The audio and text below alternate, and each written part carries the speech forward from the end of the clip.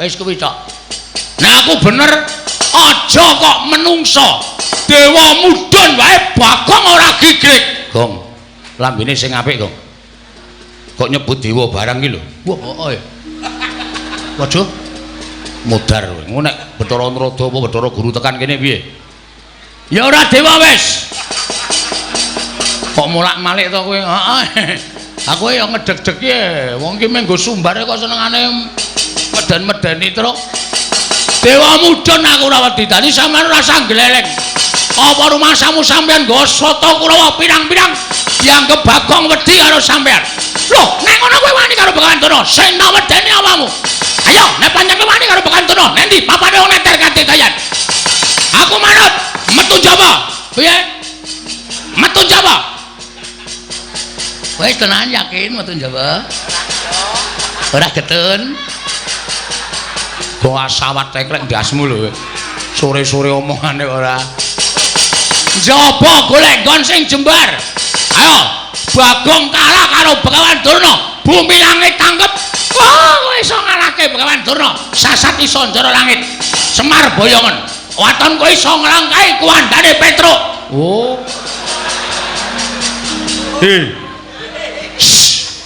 Ngapae? Aku ora melu. Meng disilih batange kok terus cengelmu kowe. Nyilih kok batang ora. Meng sedhela gah. Nek arep sumbar nggo awake dhewe. Wonten iso nglangkai batange Bagong Boyo Semar Badraya. Oh, lakon mati dereng apa?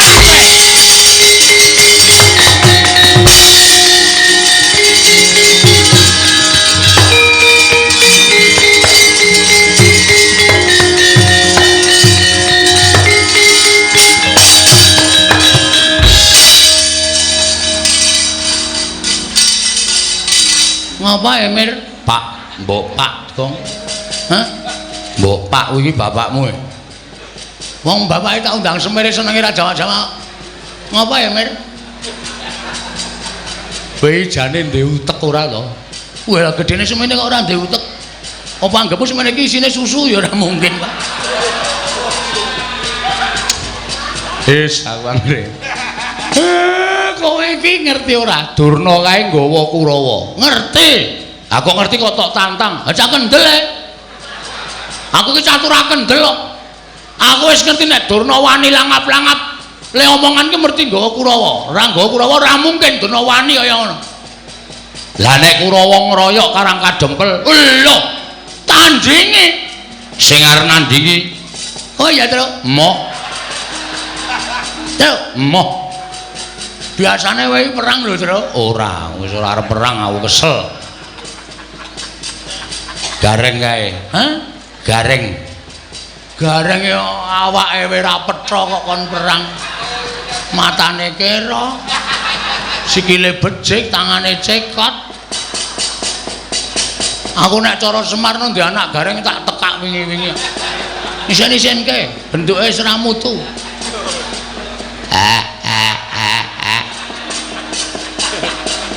Rasa nangis. Aku arep bali wae, Pak. Aja lehmu nyambut gawe rung rampung kok arep bali. Sapa sing arep nandingi? Waduh. Sapa ya, Pak? Lah, rak tenan to. Genti takon to. Jamak lumahe wong dalan takon genti takon, Pak. Man, wonten dawuh. Sini, Man. Inggih. Wonten dawuh iki lho, Rak. Kowe karo aku kan kanca. Inggih. Kowe kelingan jaman tak tutke dan ngetutke kowe nyabrang segara ndeng goleki Dewi Wara Sembadra kae. Lho. Sapa to? Sinta. Heeh. Sinta kemutan. Ketemu karo buta cangkeme amba banget. Halo. Degya kala togok udu. Wil katak sini. Kelingan ta kowe? Kemutan. Sapa sing ngandani kowe nek kowe ning jero wetenge buta? Sapa? Petruk. Wo. Kudu aku apa mbiyen? Didi. Terus jaman kowe arep diserbu prajurit Ngalengka, sapa sing ngandani? Ki Lurah Nala Gareng. Aku ngandani apa ya mbiyen, Mas? Panjenengan boten ngandani napa-napa, minggandul ngalor ngidul mangan melu mangan. Apa-apa kon bayari. Kuwi keluwihanku nang kono kuwi. Nek ora ana aku, apa isih? Apa mesti ora bakal suda sangumu, ya ta? Nggih. Man, wonten dawuh. Aku ki anake Semar. Semar ki bapakku. Semar arep dibebeda karo Begawan Durna. Arep diboyong sarana peksa. Aku tak takon karo kowe. Kowe isih tresna karo bapak ora? Tasih. Kula kaliyan Ki Lurah Semar menika tresna sanget. Nek Semar lara, kula tentu ngraosaken sakit. Nek Semar mati, kula kecalan. Nek ana sing arep mateni Semar, kula mboten trima. Hei, Kurawa arep boyong Semar. Arep mateni Semar, arep mateni kawula Karang Kadempel. Piye kowe kira-kira wani ra musuh Kurawa? Rung tepung to? Dereng. Engko tak kenalke sik. Bar kuwi terus dijotosi. Oh nggih, ngestaken dawuh. Sago, sagah. Ada jalan keluar. Ya. Tenang wae. Wis Pak, tentrem. Tentreme ngopo? Sing arep mungsuh Kurawa Anoman. Senggana mbok ya wis mboten napa-napa iki lho, mboten napa-napa. Kula menika menawi kedah males kesaenanipun kula Semar, menika nyawa kula aturaken dereng saged sak traju lan sak bobot. Bila menawi wonten tiyang ingkang badhe damel geger Karang Kadempel, kula ingkang sagah betengi. Ora sah ben Bagong wae nggo pengajaran. Wis ana sing sago kok ora sah. Pak pendem tenan wae. Senani meneh aku. Wah, anggere lara ora tak suntikke kowe, yakin nengke wae nganti mbathang gong. Karo wong tuwa kok kaya ngono wae. Mengkel ya. Wis ana jalan keluar kok ora sah. Semari ki tak sumbang. Matur nuwun ora sah. Terus engko ora urung ngundang aku gong golekno silian. Nah. Mumet aku ki. Iya. Wis kendramu mangan. Nyuwun dipalilahipun Semar Kakang Semar Badranaya. Aku minangka wakiling Semar Badranaya.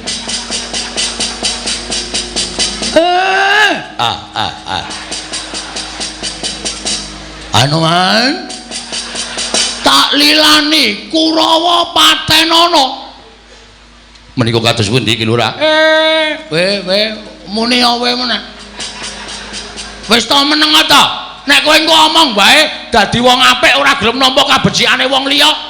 Iki aku sing ngrekoso gelut.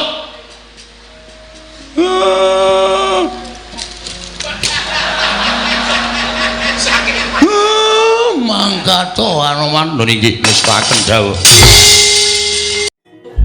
Al-Fatihah tujuh Kiseno Nugroho. Bismillahirrahmanirrahim.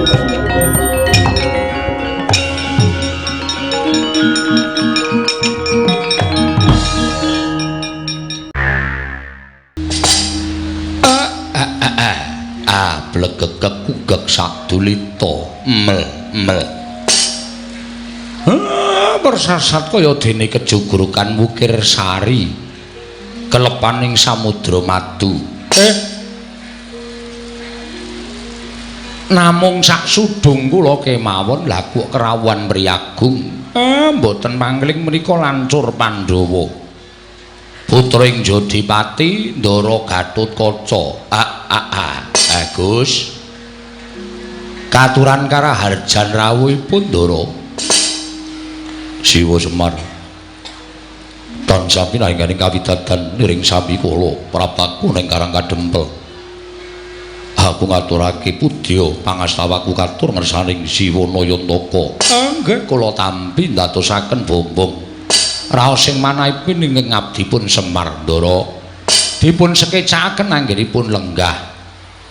Jer kawontenanipun padusunan benten kalian menawi lenggah wonten ing negari Ndara. Kaya ora dadi ngopo Siwa Nayantaka. Matur sembah nuwun. Nala Gareng Petruk Bagong kowe ngaturna bekti kelawan bendaramu ingkang katemben rawuh tole. Ngestaken dawuh Pak. Ndara Gatotkaca kula ngaturaken sembah pangabekti kula kunjuk Ndara. Yo Nala Gareng tak tumpuk. Ora liwat pangestuku tampanana. Nun inggih sangat anggen kawula ndadosaken jimat paripih. Dipun sekecakaken anggenipun lenggah. Yo Gareng kaya wis ora kurang prayoga. Kula ngaturaken sembah pangabekti kula kunjuk Ndara. Ponokawan Petruk tak tumpu pangestu Tampanuna. Nun inggih dipun sekecaken lenggahipun nggih Tin.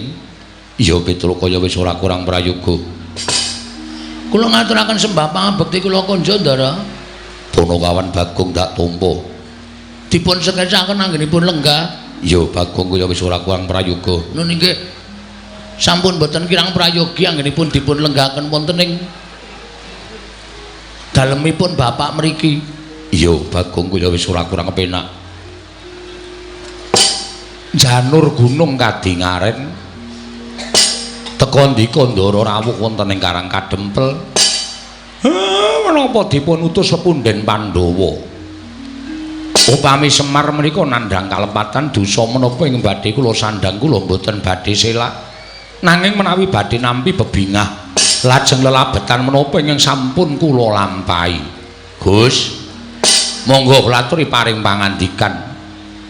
Ingkang abdipun Semar nedya nganglungaken jangga nelingaken Karna Ndara. Siwa Semar panjen kepara nyata sowanku ngersaning Siwanayantaka dudu pribadining Gatotkaca. Nanging dapur diutus dening para Punden Pandhawa. Wigatosipun nanjihake lawan Siwanayantaka usana sacandra. Siwa Semar ora caket kelawan negara Ngamarta lan ora katon sowan ing negara Ngamarta. Apa panjen Siwanayantaka merengkang kelawan pranatan praja Ngamarta? Apa panjen Siwa Semar darbe panjaluk? Apa panjen Siwanayantaka duwe gegayuhan? Kabeh mau dingendikake dening Kanjeng Prabu Darmakusuma lan Gatotkaca didhawuhi supaya ngaturake kelawan Siwa Semar. Upama salah sewiji mau pancen ana ing ginebeng ana ing penggaling Siwanayantaka, mula enggal tak aturi paring dawuh mengko ing bakal matur ngersaning Kanjeng Prabu Darmakusuma. Siwa Semar, Siwa Badranaya, Handra ingkang muswitarum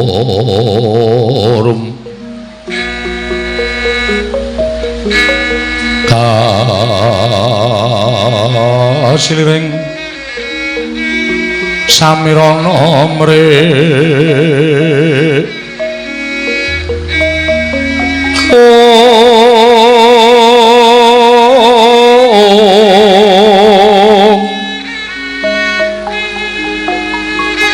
sekar gadung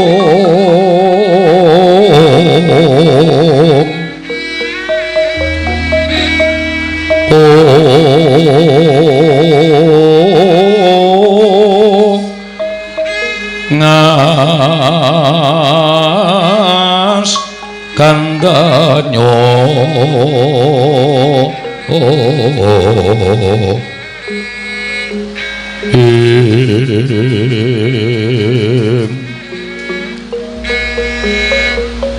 maweh raras renaning driya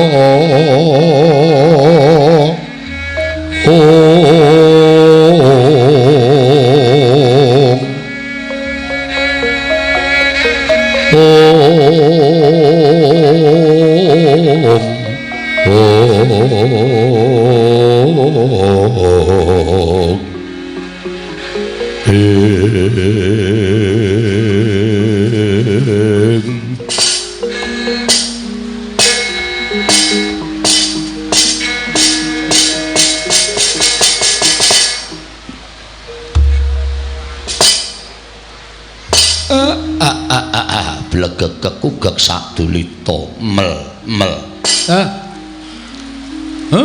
matur nuwun nggih Den.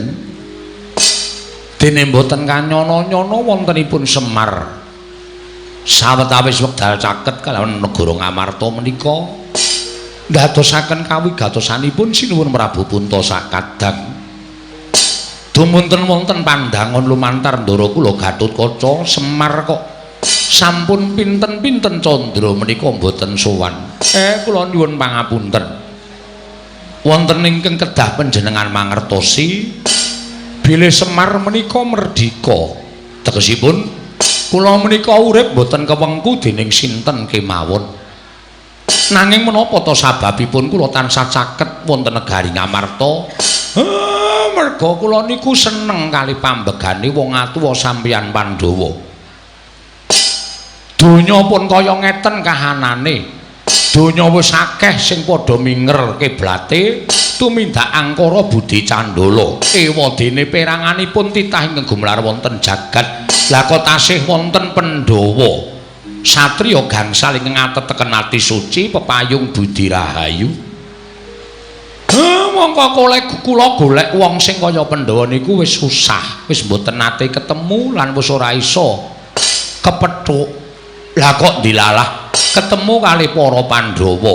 Mula kula gandrung kalian para Pandhawa. Kula niku nek gandrung kali wong sing ambege sadu budi niku kula nuwun sewu, pengin cecaketan, pengin sambet memitran. Ning ora kok terus Semar niku terus nyorohake awak ngabdi wonten negari Ngamarta menika mboten lho Den, nuwun sewu. Sampun ngantos klintu ing penampi ndara-ndara kula Pandhawa. Mila menawi wonten pandangun Semar kok wis pirang-pirang sasi ora sowan menika. Kula nuwun sewu, kula menika dereng dipun rengkuh dados abdi lan kula dereng nyorohaken awak kula minangka dados abdinipun para Pandhawa. Semar tasih minangka dados kami tuwaning Karang Kadempel. Mboten wonten sanesipun. Mengkono Siwa Semar nggih. Terus panjenengan paring dawuh Semar apa duwe panjaluk? Mboten. Sithik mawon kula mboten darbe panjaluk napa-napa. Kula cedhak kali Pandhawa niku persasat kaya wis entuk kanugrahaning para Jawata. Kula cedhak kalian para Pandhawa nika persasat kaya entuk kanugrahaning Gusti Kang Maha Tunggal. Dene kula dicaketke kalih wong-wong sing ateteken ati suci pepayung Budi Rahayu kados Pandhawa. Mila nek panjenengan paring dawuh apa Semar darbi panjaluk mboten Ndara. Luwih-luwih kok gegayuhan. Sing ajeng kula gayo niku napa? Kula niku wong sekeng, wong ora duwe. Kula niki ming kawula, kula niki ming abdi. Upama duwe gegayuhan nek nganti keprungu tangga teparo mengko ndak disebut cecak muntal cagak, cebol gayuh wulan muta ngitung lintang tangeh kelakone cepak wurunge. Pun urip kula sak madya mawon. Upama diparingi bebungah saka sing kuwasa nggih kula tampa kanthi ngucap syukur ngersaning Gusti. Dene ora sing jeneng titah menika dipun menangaken budidaya. Ya sak kamat-kamat pripun carane pambudidayaning Semar ya tetep kula ajeng budidaya. Ning nek kula kon duwe gegayuhan niku tesih adoh saking pangunek-uneking Semar Ndara. Mengkono Siwa Semar nggih. Mula sampeyan boten sah ewet pekewet napa sing didhawuhke ingkang awahe Ngamarta sampun panjenengan ndikaaken kaliyan ingkang abdipun Semar. Upama mangke panjenengan kundur teng negara Ngamarta niku mangendikake mawon napa anane sing kula wangsuli enten mriki supados ndara-ndara kula Pandhawa ugi samire prisa. Mboten lajeng gadahi panyakra bawa bilih Semar sampun suwita wonten negari Ngamarta menika dereng Ndara. Siwa Semar iya nggih. Niku mawon sing isa kula aturke kalih sampeyan. Wondene sak lajengipun kula nyadong dawuh timbalanipun Ndara Gatotkaca. Monggo dawuhing Kanjeng Prabu Darmakusuma. Yen to Siwa Semar sagu lan keduga tak boyong dina iki bareng sak lakune Gatotkaca bakal tak sowanake marang negara Ngamarta. Iku monggo ingkang dadi kebenganing rasaku Siwanayantaka. Mangke riyen Den. Niki katone kok mboten ming sampeyan. Sing duwe karep kaya ngoten niku mboten kok sampeyan. Mergi kula wis entuk sasmita saka ngersaning Gusti. Nek sing duwe panjangka kaya ngoten niku mboten ming sampeyan, nanging akeh sing kepengin cedhak karo Semar, sing kepengin caket karo Semar. Ning kula kudu prayitna ngati-ati. Sebab nek mboten nganti nganggo kaprayitna sing titis kleru nggo kula milih mangke malah kriwikan dadi grojogan geguyon dadi tangisan Ndara. Palukon lakune nglekas Bukit linuting kidung katurung hamomong hamomong mangon manah ayu ayu ana tanah kolong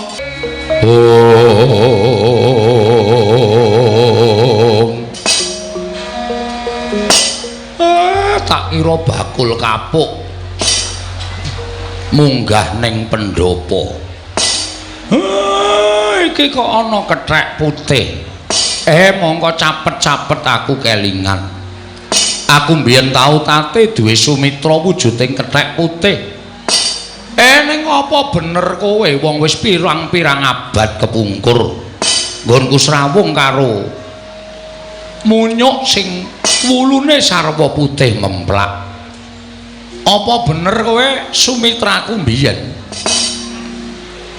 nyun pangapunten Kyai kenging menapa paduka supe dhateng kula aku ki takon wangsulana dhisik apa kowe bener tau tate srawung karo aku mataun-taun srawungipun kalian Kyai Semar nek ngono apa kowe iki anoman mboten lepat kula ing abdipun anoman Kyai lah dalah lah kowe iki kok dinayi umur dawa inggih pangestunipun mekaten selama iki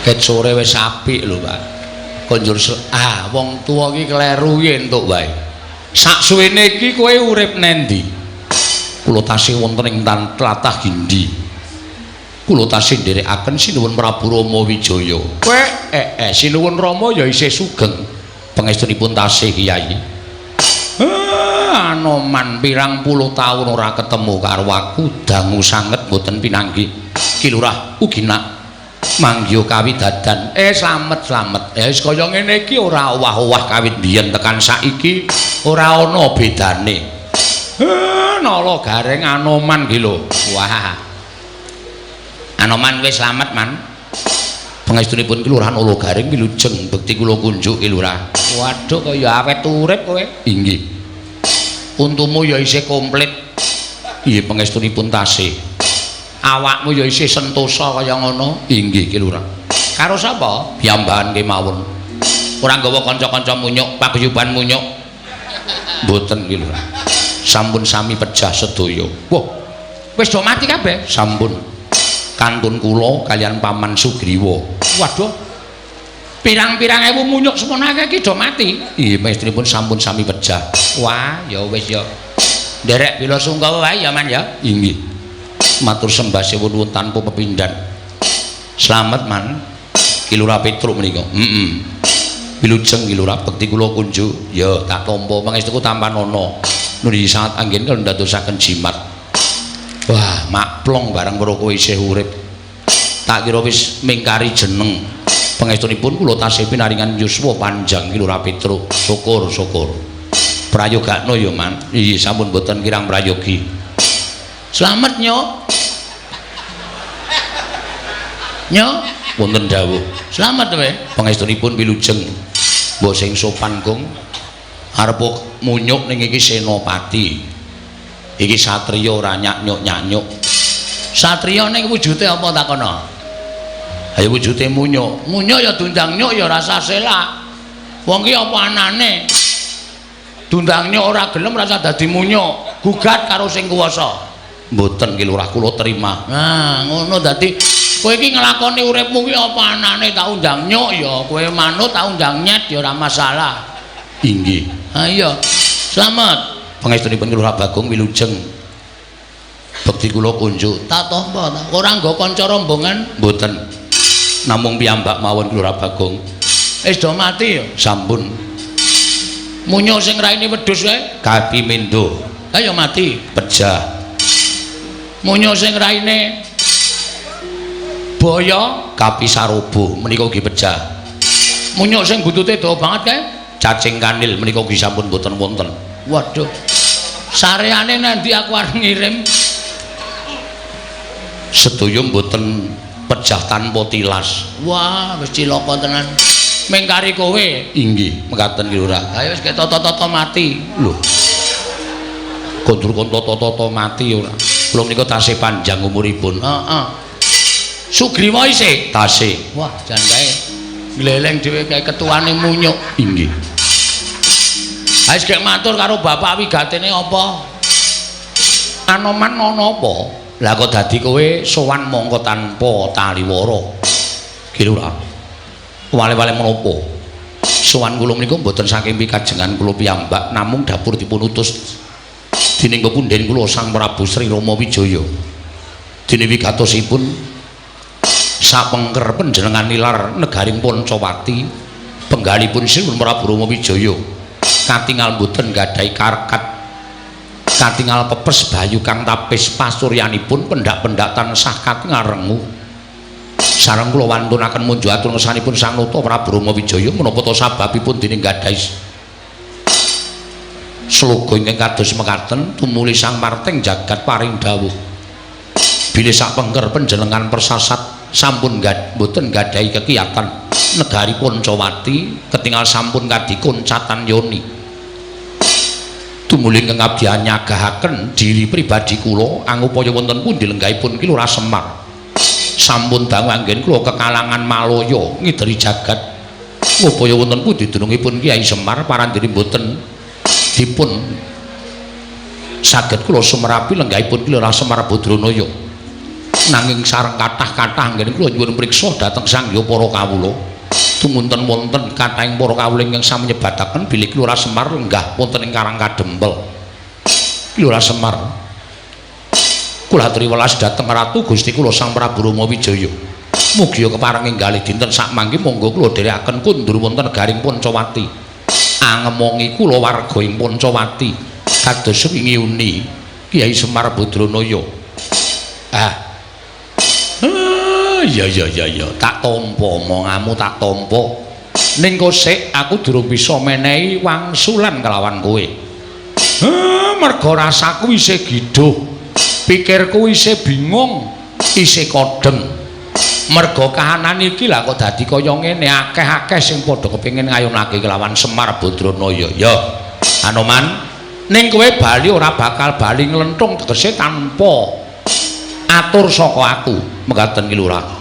Mengko bakal ana aturku ingkang bakal kunjuk Sri Rama Wijaya supaya lega penggalihe. Aja nganti kowe mengko dinukanan dening Sang Nata ing Pancawati Senggana. Kocap kacarita nalika semanten dereng purna sami Balacana kasarupraptaning utusan saking negaring Astina nenggih Sang Tapa Begawan Durna ingkang wantun minggah wonten ing pendhapi Karang Kadempel kagiat kang samya mulat Anoman malumpat sampun prapteng witing witing naga sarita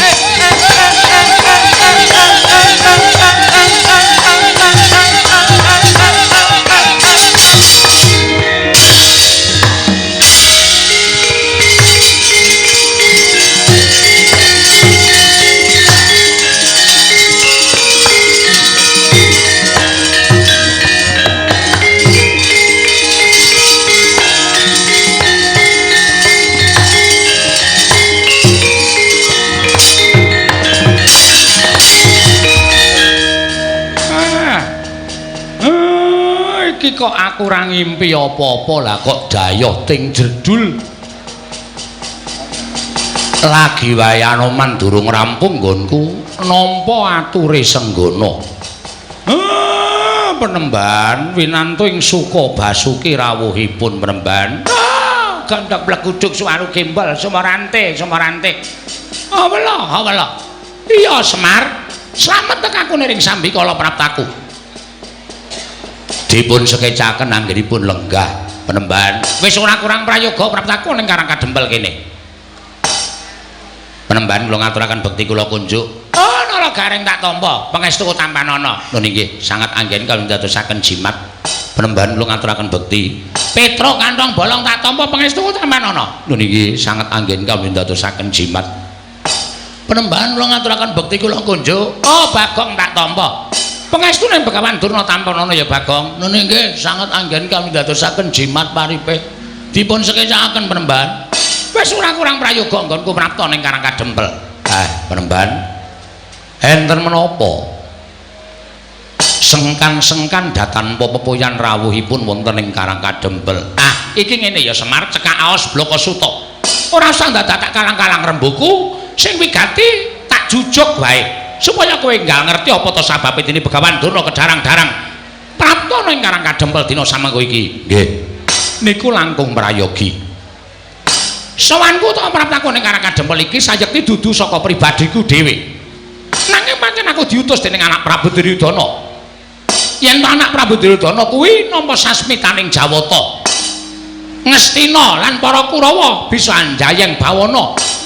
Satemah negara Ngastina saka kondhang Kalukengrat yen to kudu tinunggon dening Semar Badranaya. Mula tumuli anak Prabu Duryudana utus kan Begawan Durna sowan ning Karang Kadempel. Ingkang wigati dina iki kowe tak tanting ya Semar. Kowe tak tanting maragake kowe wangsulan karo aku. Uripmu kepengin ajeg kaya ngene iki apa mukti? Nggih. Lah pripun to? Nek kula urip kepengin ajeg kaya ngeten iki pripun? Nek kepengin mukti pripun? Nek kowe kepengin ajeg kaya ngene iki uripmu sekeng ora duwe melarat apa-apa sarwarkasa, ya wis ngono kuwi wae uripmu rasa dowahi. Nek yen kowe kepengin sugih, kowe kepengin duwe dadakan dina iki ayo, kowe melu aku tak boyong menyang negara Ngastina.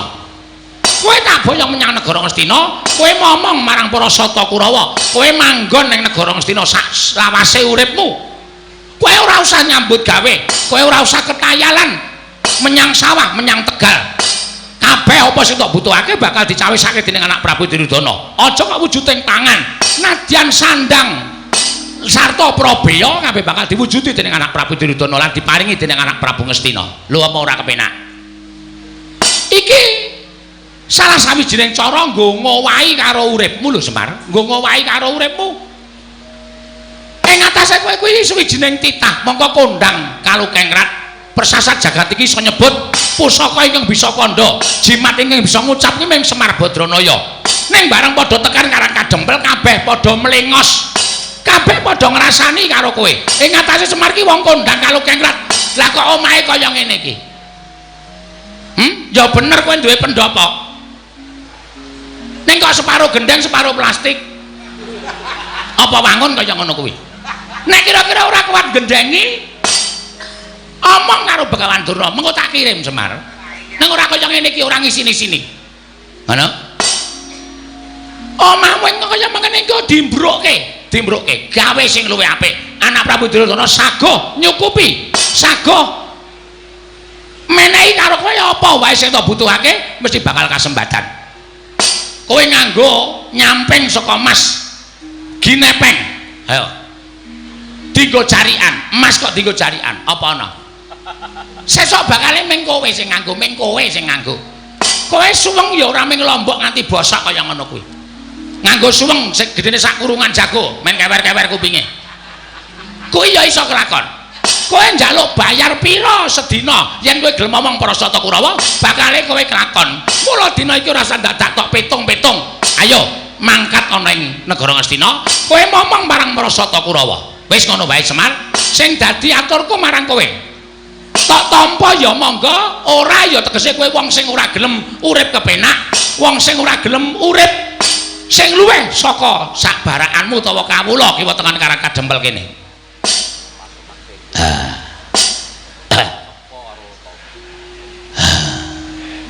Ayo Mir mangkat ya Mir ya. Bagong kok mangkat piye to? Ketoke kaya menghanyutkan. Wis piye menjanjikan tenan lho, Tru. Tanpa neng sawah, tanpa neng Tegal dibayar. Wis duwe derajat, duwe pangkat. Ya mangkat yo. Kosek. Aja kesusu. Iki perlu dipetung ora kok banjur terus grusah-grusu kuwi ora apik kedadeane. Harus tak pikir apa meneh. Wong kowe iki ya urip rekoso tenan ning kene. Melu Kurawa malah merdeka wis. Kowe nang omah meng kari ungkang-ungkang tenguk lenggan dengkul. Apa to? Ora ngerti kata-katane. Sila tumpang kendangan dengkul. Apa muni? Ya muni wae. Plak-plek. Aku nek plak-plek iki ora kendangan dengkul. Kendangan apa? Sila tumpang kendangan dengkul. Ngkari kepenak ora usah mikir wis yo menyang yo. Kosek togong ora kesusu. Bapak iki arep kaya ngene iki sarwa petungan. Nek aku gelem mongko aku momong marang wong kang ambek angkara Budi Candala. Kuwi mengko aku bakal kelepetan dosa. Mergo sak apik-apike wong kuwi nek campur wong dosa bakal kelepetan dosa. Sak ala-alaning wong ki yen campur wong apik mesti ketularan becike. Kuwi tumrap aku ngono. Lah nek aku momong Kurawa iki mengko apa ora aku kebak dosa. Oh ngene Semar, kowe engko yen wis tekan negara Ngastina, engko para sata Kurawa kuwi padha sarujuk bakal insap. Bakal padha eling. Ora bakal padha tumindakan karo Budi Candala. Waton kowe gelem tekan negara Ngastina. Wis padha janji karo aku. Kurawa 100 cacahe klebu anak Prabu Duryudana. Mengko yen pancen wis kelakon Semar gelem ngomong marang para sata Kurawa, bakal padha eling Purwodaksina, ora nerusake ngene tumindakan karo Budi Candala. Ngono kuwi ature marang Begawan Durna. Mbah iya, tenan apa ora? Kuwi mengko iso dibuktekake yen to wis tekan negara Ngastina. Mula kang saka kuwi Semar, ora usah dadak tida-tida rasamu. Ayo saiki ngene. Mingkari kowe gelem apa ora? Ning jaba wis tak cawisake titian. Ya kuwi kereta kencana. Nggo mboyong kowe coba pikiran. Ing atase kowe iki mung drajating batur ning Panakawan kok dipethuk nganggo kereta kencana iki nek ora kanugrahan ra ora to Semar. Ayo. Munggah nang kereta kencana ditarik kuda 8 direk para wadyabala. Ning kono kowe engko bakal disebut-sebut sewijining wong kang bakal dadi pengayomaning para sata Kurawa. Kowe manut karo aku ya Semar. Iki aku teko ki minangka dadi utusaning dewa ing bakal ngowahi uripmu, ngowahi kahananmu sing saka kahanan sing kaya ngene iki dadi kahanan sing becik, dadi kahanan sing apik. Mulai ayo bocah dina iki ora usah dadak tida-tida. Ning wanter sabaning anak Prabu Duryudana, Bapak Penemban Durna, menawi Semar dipun imingi-imingi utawi Semar badhe dipun paringi brana picis derajat pangkat tuen kelengganing kenginggil ewadene Semar mboten kenggo. Kula sumanggaken dhateng Jengantika Bapak Durna. Purba Wasesa kula borongaken dhateng Jengantika Bapak ing Saka 5. Nah, tegese aku wis menang murba kalawan kowe. Yen kowe ora gelem tak gawa marang negara Ngastina, Semar, apa kelakon? Aku nggunakake cara-cara sing kasar. Apa kelakon? Aku kudu nggunakake cara sing nalisir saka angger-angger kautaman. Yen perlu Karang Kadempel kene kita bumi angus supaya kowe gelem pindah ana negara Ngastina, Semar Batranaya.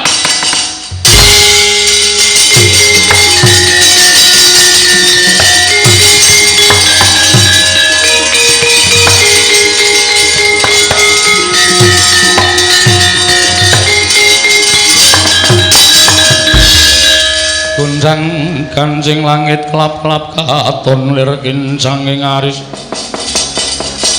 Parisang mawe kandrung sabaran katulu. Bagong kowe arep ngopo? Kowe mau rak wis mathuk melu Begawan Durna. Kowe aja nesu, kowe melu Durna kono nek Semar ora arep tekan ngendi-endi. Sik, Pak. Perkara iki bareng Durna ngendika utawa omong nek Semar ora gelem digawa nyang negara Ngastina, Karang Kadempel arep di bumi angus. Iki wis dudu perkaramu dhewe, Pak. Ning iki ngembet keselametaning kawula sak Karang Kadempel. Kawula sak Karang Kadempel bakal katut cilaka nek bapak ora budal ning negara Ngastina. Monggo Durna iki nek omong ora tau ming sembrono. Durna iki nek omong nyata apa anane merga iki pendhita ning pendhita wengis. Ning kuwi dudu sak barakamu. kowe ming batur Durna kuwi piyayi kowe aja pisan-pisan wani wangsulan piyayi iki nek ning kraton nang kene padha-padha menungsane Bagong aja ngayal kowe sing meneng silent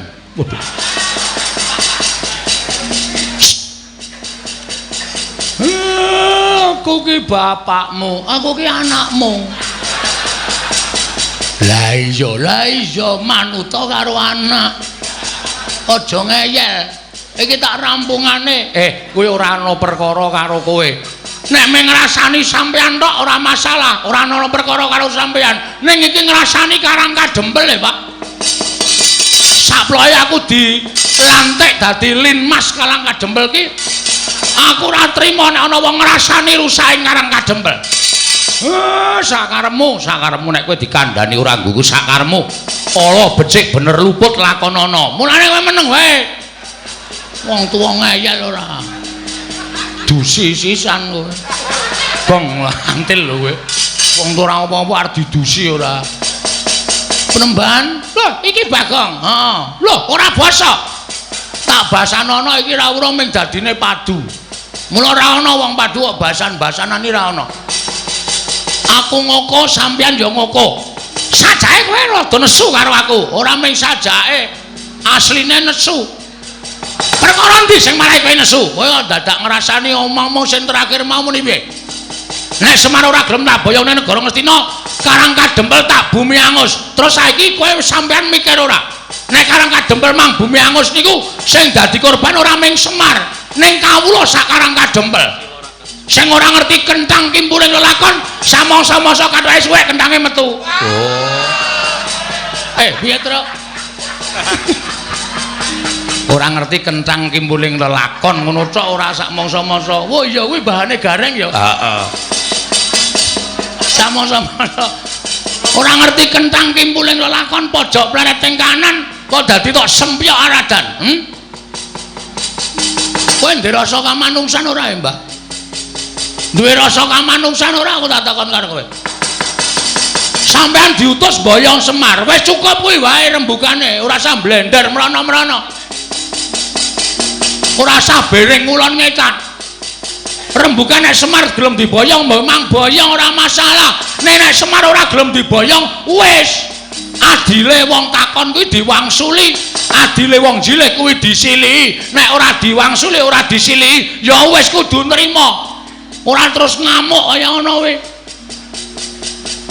Lho, sejati apa? Sejati ki rokok. Murah kuwi.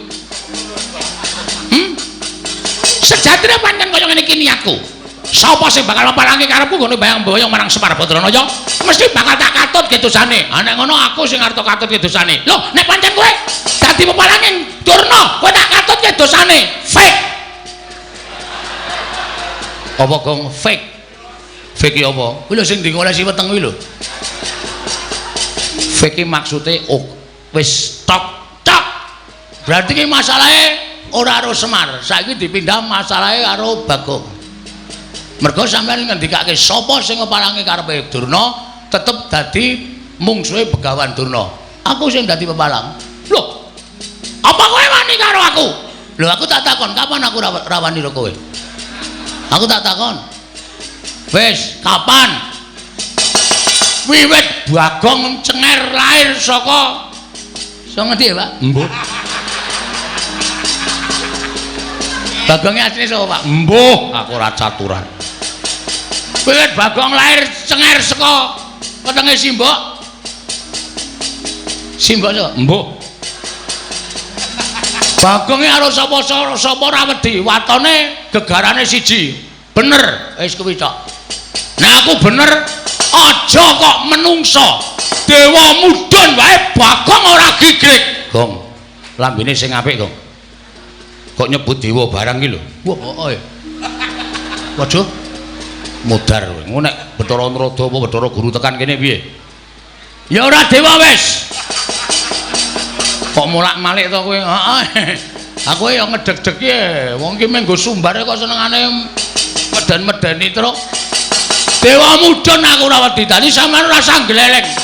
Apa rumasamu sampean nggawa soto Kurawa pirang-pirang dianggep Bagong wedi karo sampean. Loh, nek ngono kowe wani karo Begawan Durna, sing wedeni awamu. Ayo, nek pancen kowe wani karo Begawan Durna, nek ndi papane wong neter kanthi dayan. Aku manut, metu Jawa. Piye? Metu Jawa. Kowe tenan yakin metu Jawa? Ora getun. Goa sawat tekrek ndasmu lho. Sore-sore omongane ora. Njaba golek nggon sing jembar. Ayo, Bagong kalah karo Begawan Durna. Bumi langit tanggep. Oh, kowe iso ngalahke Begawan Durna. Sasat iso njara langit.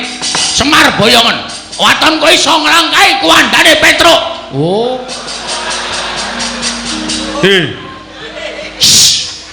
Ngapae?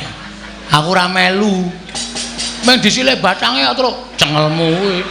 Nyilih kok batang ora. Meng sedhela gah. Nek arep sumbar nggo awake dhewe.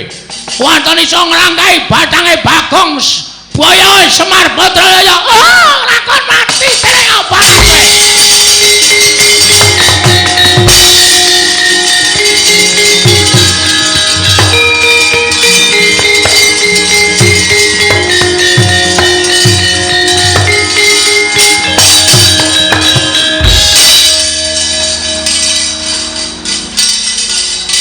Ngapa Emir?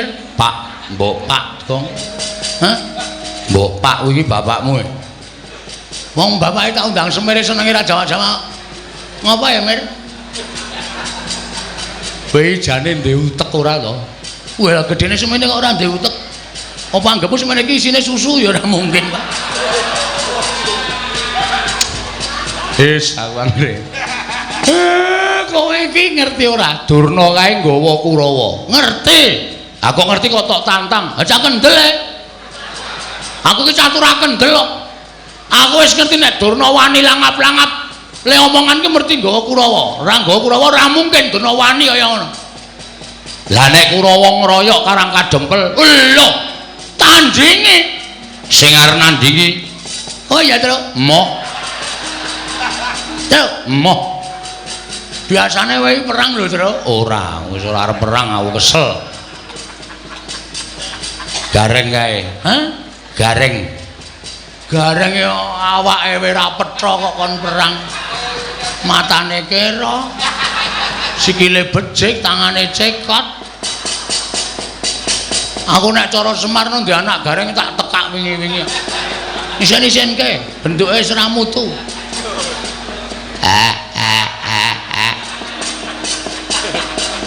Rasa nangis. Aku arep bali wae, Pak.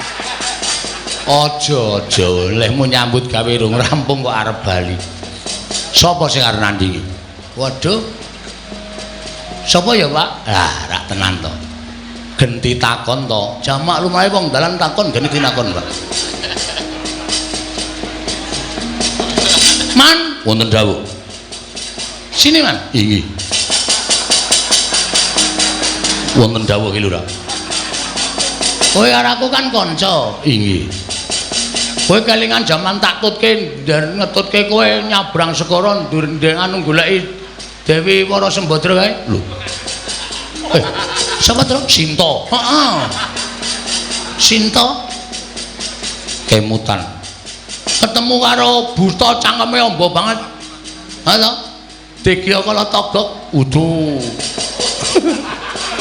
Wil katak sini. Kelingan ta kowe? Kemutan. Sapa sing ngandani kowe nek kowe ning jero wetenge buta? Sapa? Petruk. Wo.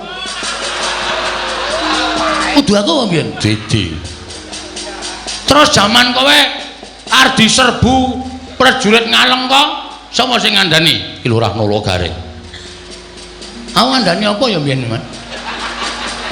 Panjenengan mboten ngandani napa-napa, minggandul ngalor ngidul mangan melu mangan.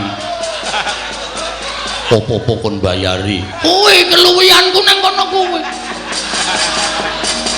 Nek ora ana aku, apa isih? Apa mesti ora bakal suda sangumu, ya ta? Nggih. Man, wonten dawuh. Aku ki anake Semar. Semar ki bapakku. Semar arep dibebeda karo Begawan Durna. Arep diboyong sarana peksa. Aku tak takon karo kowe. Kowe isih tresna karo bapak ora? tasih kula kaliyan Ki Lurah Semar menika tresna sanget. Nek Semar lara kula tentu ngraosaken sakit. Nek Semar mati kula kecalan. Nek ana sing arep mateni Semar kula mboten trima. Hei, Kurawa arep boyong Semar. Arep mateni Semar, arep mateni kawula Karang Kadempel. Piye kowe kira-kira wani ra musuh Kurawa? Rung tepung to? Dereng. Engko tak kenalke sik. Bar kuwi terus dijotosi. Oh iki ngestaken dawuh. Sago, sagah.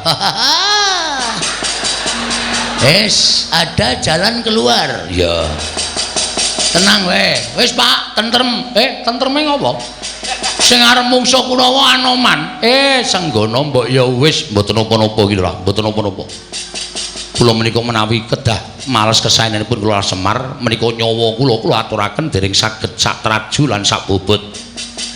Bila menawi wonten tiyang ingkang badhe damel geger Karang Kadempel kula ingkang sagah betengi. Ora sah ben Bagong wae nggo pengajaran. Wis ana sing sago kok ora sah. Pak pendem tenan wae. Senani meneh aku. Wah, anggere lara ora tak suntikke kok yakin nengke wae nganti mbathang gong. Karo wong tuwa kok kaya ngono wae. Mengkel ya. Wis ana jalan keluar kok ora sah. Semari kita sumbang. Matur nuwun ora sah. Terus engko ora urung ngundang aku gong golekno silian. Nah. Mumet aku ki. Iya. Wes kendramu mangan. Nyuwun dipalilahipun Semar Kakang Semar Badranaya. Aku minangka wakiling Semar Badranaya.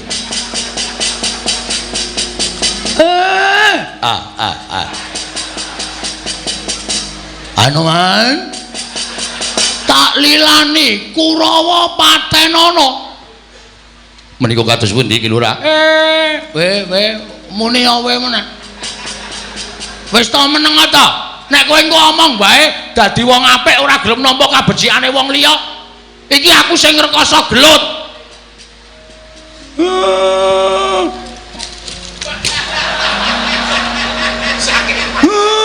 Mangkato Anoman lho nggih ngestaken dawuh.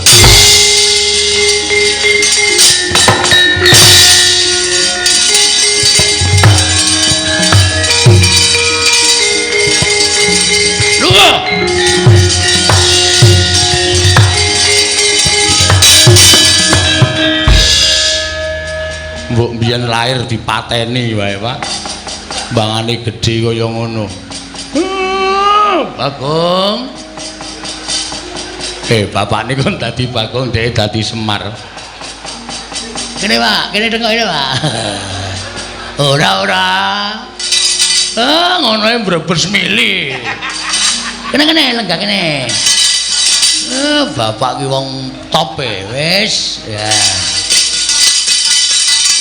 Waduh kedangaan wan. Lenggah kene. Nyun ngapura Bapak. Aku kok bendina mintok waneni lho Bagong. Sok kapan kowe arep manut? Sok bar bodo. Bar bodo jelas manut wong kowe entuk pecis, entuk sarung saka bapak utawa mbok pira-pira ngekeki bapak. Sirahe iki ra ana sing sedeng ukurane, Truk. Jare ana nek si Semar ki sirahe kok 84 piye? Cilik banget to? Ora ana sing sedeng aku ki sira arep nukokke. Aja dorame. Truk, pripun, Pak? Kawula Karang Kadempel konsumise rada adoh mergo iki bakal dadi perang gedhe. Antarane Anoman karo para Sata Kurawa. Nggih, ngestoke dawuh. Bagong kowe ya ngewangi aja ming meneng wae. Siap. Ngestoke dawuh, Pak. Nala Garing kowe ya ngewangi aja ming meneng wae. Nggih, Pak, ngestoke dawuh. Wis ngono wae, mengko nek kira-kira perang saya mbondo kalani Petruk kowe matura karo aku. Lho niki ngestokaken dawuh. Pun paripurna, Pak. Monggo. Bapak mlebet wonten ing griya kula tak medal njawi. Iya. Sing ati-ati ya Bagong. Sampun mboten kirang prayogi. Nggih ngestakaken dawuh, Pak. Wis purna gatining pepanggihan madaning padukan Karang Kadempel. Nalika semanten katingal sigra manjing telenging Bali Wisma Kelurahan Mayantaka. Eling-eling sipating pamong parandene lamun katinon kanthi permana jati kaya tumurun ing Sang Hyang Bathara Ismaya ingkang katingal gumebyar busanane. Rombongan Kurawa ketoke wis nyedak saya nyedak. Begawan Durna pancen bener ngendikane Bapak. Nek Durna wani drangap-drangap ucape ngono ae mesti nggawa Kurawa. Yo, cedhake yo. Nggih, istaken dawuh. Ki Lurah Bagong sampun tumut-tumut mangke mindak risak araganipun. Cekapin ngabdipun Anoman. Weh, ya ora ngono, ora iki desaku nek aku ora melu-melu kok ndak dukani karo bapak. Inggih, iki Lurah Bagong.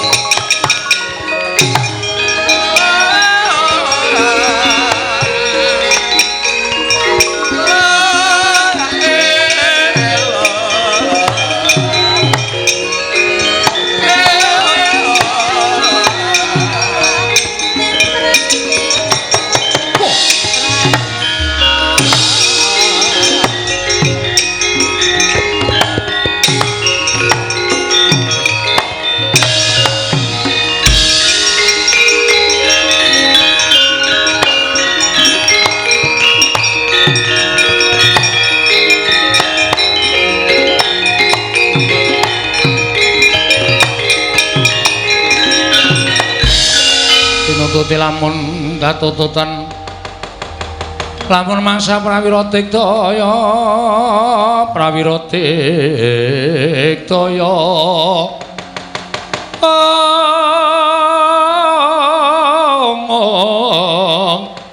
ora nanggono magawe gelarira wang-wang.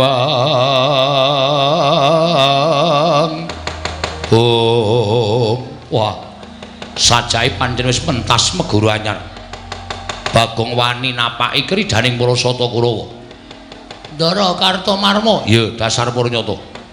Ayo bapakmu entuk boyong ning Ngastina apa ora? Nek ora entuk aja kelakon dosa, bumi angus karang kadempel. Mangke riyen, Mas. Nek sampean ajeng boyong bapak niku rembuge perkara Durna karo bapak wau kula wis menggaris bawahi, kula ora arep melu-melu. Ning gandeng Durna ngucap nek arep gawe bumi angus karang kadempel niki masalah sing tak anggap dadi tok sumbering perkara. Lho, tok sumbering perkara piye? Tok sumbering perkara dadi gegeran kaya ngeten iki. Mula aja nganti gawe gegeran kowe mundur. Mundur piye? Bapakno wenehno aku. Nek bapak mboten purun diboyong, karang kadempel tak bumi angus. Lah niki kula ora mbelani sapa-sapa ning kula mbelani karang kadempel. Ora sandadak kanthi pawadan kowe mbelani karang kadempel. Ning sing wigati kowe nggondheli bapakmu tak boyong ning Ngastina. Upama tak gondheli kowe arep apa? Lho, ora basa karo aku. Aku kuwi kadang nata kowe mung batur ora basa. Basa ya gelut ora ya gelut, percuma. Nggo ngapa kula dadak basa karo sampean? Wani karo aku. Apamu sing tak wedeni? Ora minggat kene merganing patimu. Dibantangane ana mak. Wah, setan iki. Man, wonten dawuh. Kowe iki standby nang kono. Nun. Kowe iki standby nang kono. Standby menika menapa? Maksudku kowe siap nang kono, kene iki wis mempenge. Malah nang kene mangani kacang-kacang dipepe. Nggih. Rene, nggih ngestaken dawuh Lurah. Malah dene arep mbelani. Lho. Gawa munyuk barang. Arep babar ledek munyuk kowe. Aja ngawur. Iki arep munyuk ning satriya e. Ngerti ora? Tau maca buku urung kowe? Anoman gembong mangleawan ya iki. Lho. Anoman sing kondang kawenang-wenang. Ah, mulane kowe aja waton iso terus nantang karo Bagong. Ayo saiki nek pancen sampean wani karo Bagong mungsuhmu do aku ning iki. Anoman iki ming munyuk sing dindelke apane? Sing dadi nyatane mo Kartomarma. Wah, edian ora basa karo aku, jangkar karo aku sakarepku. Wis ana Anoman kok karo sapa-sapa ora wedi aku. Ayo, kon maju munyuk kuwi. Tugele sirahe tak cangkinge sirahe. Mboten dawuh. Arep dicangking sirahmu. Sinten sing ngajeng nyangking? Iki Menika sinten? Kartomarma. Kadange Prabu Duryudana. Rampunge, Mas. Sendika. Aku tak ngaso. Iya. Nang gelas kae es teh sapa? Nggen kula. Tak ombe ya? Iya. Munyuk kok tuku es teh ki cara ngendi? Iki apa sing jeneng Anoman? Ya dasar Puranyata.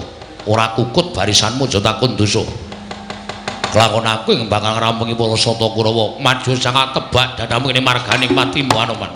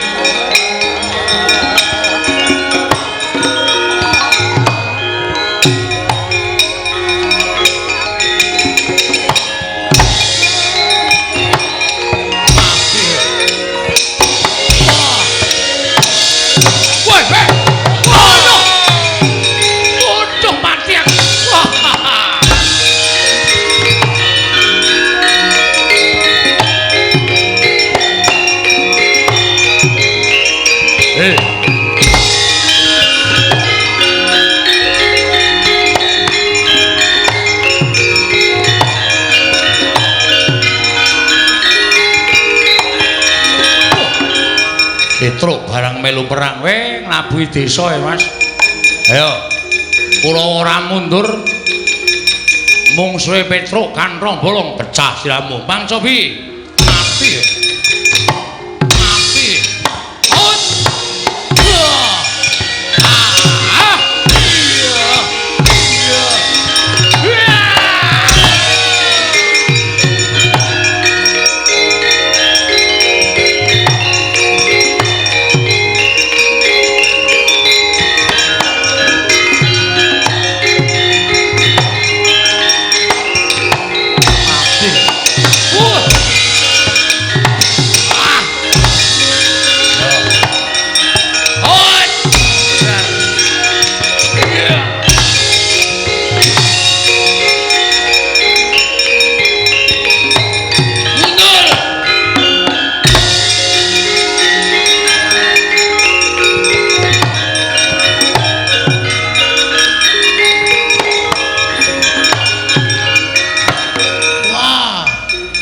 galeng balang tangan cekot sikil becik kal pelang rasa kokean gunem tanpa guna mungsuhe nala gareng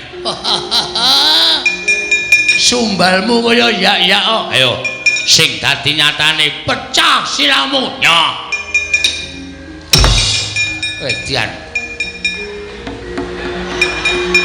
piye reng mumet blase to andene kok maju kono kowe wae kono aku cah ringkih kok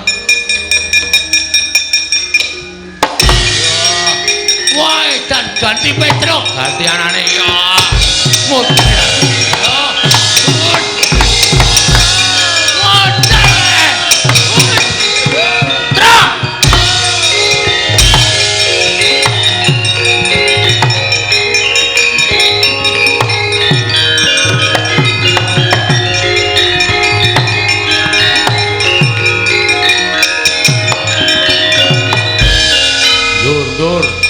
Anoman ngamuk, Ponokawan ngamuk, Petro ya ngamuk.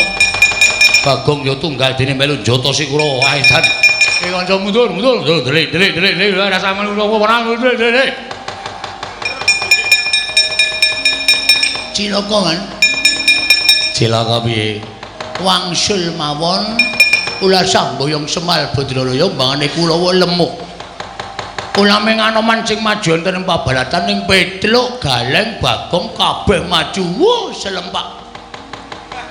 Nggo wangsul. Semar urung diboyong. Lah samboyong Cemal. Cemal ora iso diboyong, boyong tangane Cemal togok. Nggo. Kulawa mesti ulipe ayem tentrem. Kersaning anak Prabu Duryudana sing diboyong Semar dudu kok togok kuwi rasa dadak ngowahi pernatan. Mundur nek pancen ora gelem maju mundur. Kula pun ele-ele lho Man. Wis rasa to elek iki. Niku tenan nyemelangi nek kula pun ngandani kalau sampean wis jadi sampean ulang gugu monggo. Nek nganti sampean kunangan Galeng Petruk Bagong lemuk wis ora kajen dadi patih. Dur, Nur.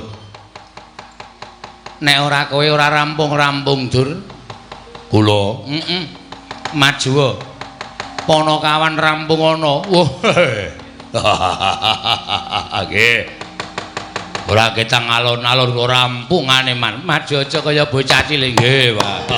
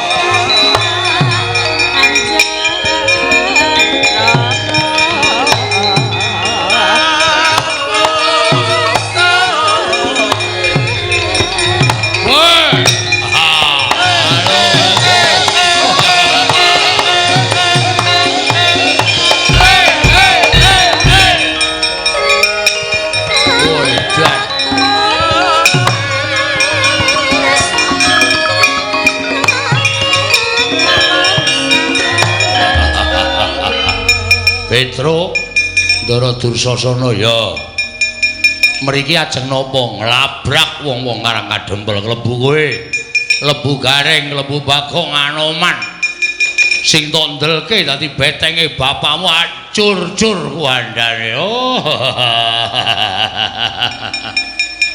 dadi sampean mriki ajeng ngamuk ya mboten sah mungsuh Ndara Anoman Petruk lakon ngalahke sampean lho iki mung batur gedibal wong elek nyolong mripat kok arep ngalahke karo Dursasana lho nggo menang apa sing dadi nyatane piye sampean mriki butuhe napa nglabrak kowe nyo lho ngopo iki lho sampean mriki ajeng napa nglabrak kowe nyo lho ra penak to rasa dadak kokean omongan tiwas kokean omongan lho antil pisan gletak sampean isin ya ora? Oh iya. Lah mula nyo nek ajeng ngantem. Nek nganti Petruk mangantem mati, sampean kari mateni Gareng kari mateni Bagong. Bagong mangantem mati, Gareng mangantem mati, ming kari mateni Anoman. Lho penak to? Anoman mangajar mati, boyong bapak. Pun nggih, Ini jame mepet yo guys. Ayo. Modar tenan kowe pun malah alhamdulillah sampean sok mateni Petro urip ya men doyak utang guys yo. Yo. Pecah siramu. Mang pecah nek iso. Mati dening aku. Iya. Mesti mati nek pecah. Pecah kok ora mati tenan medeni ora. Ya guys. Ambiar kowe. Iya. Didi kempot barang ditokke ayo guys. Ambiar. Mburi. Lho iki ora apa-apa to. Lho genah isih wutuh kok kon apa ki piye? Yo. Biar. Gondodo. Yo, wah edan sesek pecah jantungmu. Oke, silakan. Nah. Pun sirah empun, cengel empun, dada empun, wis. Nek cara satriya gentenan. Usung ngomong gentenan sapa? Wong aku mung kon ngantem kok. Weh, sampean ora isin po diprisani piye akeh. Pangeran Pati ngantemi batur sak penake dhewe kok dibalas kok ora gelem nek cara kula isin. Nek cara kula wirang. Yo, ajake. Buri, yo. Padha-padha ampuhe. Dodo, yo. Dodo. Wah, ya kemedunen. Waduh, Petro, waduh. Waduh, edan. Dodo, gesuk ngapunten, baleni. Dodo ya terus wah mak kluthuk. Ora apa-apa, rame. Nyo, pecah. Buri. Iya. Dodo. Riki. Buri. Dodo. Nyo. Ngene iki perang ora kokean polah ning Temonjo. Dodo. Sirah. Sirah. Iya iki wis dikeke.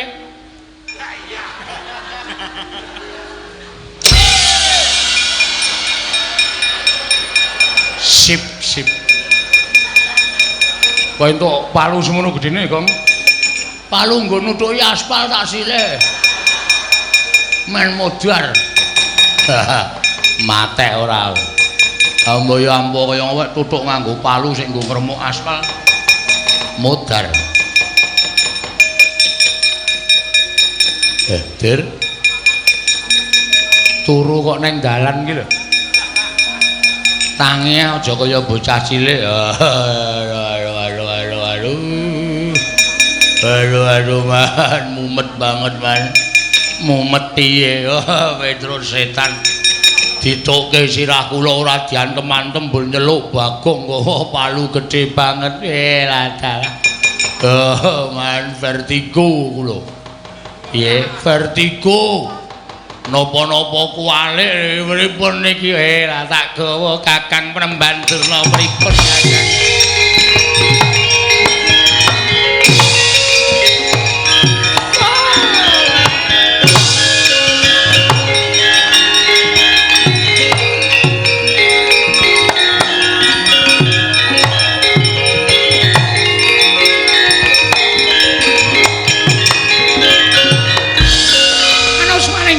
Sukertane baru iblis lanat. Petro kantong bolong kala gareng Bagong Anoman ngrusak barisan Kurawa. Bubar mawon ora iso dikukup. Apa kira-kira kowe kuat nadahi Kyai Cundamanik ketiban pusaka? Saka 5 ora padha gladran dadi kondo jebutang pegawan Durna Barat.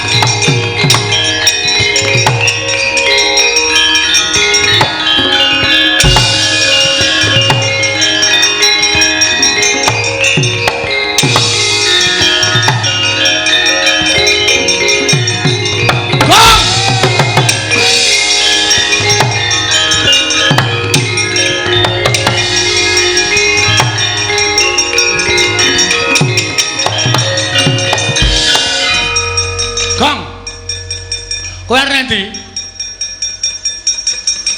Rada mlayu mungsuh Begawan Durna ming gawa pusaka murup sak obor.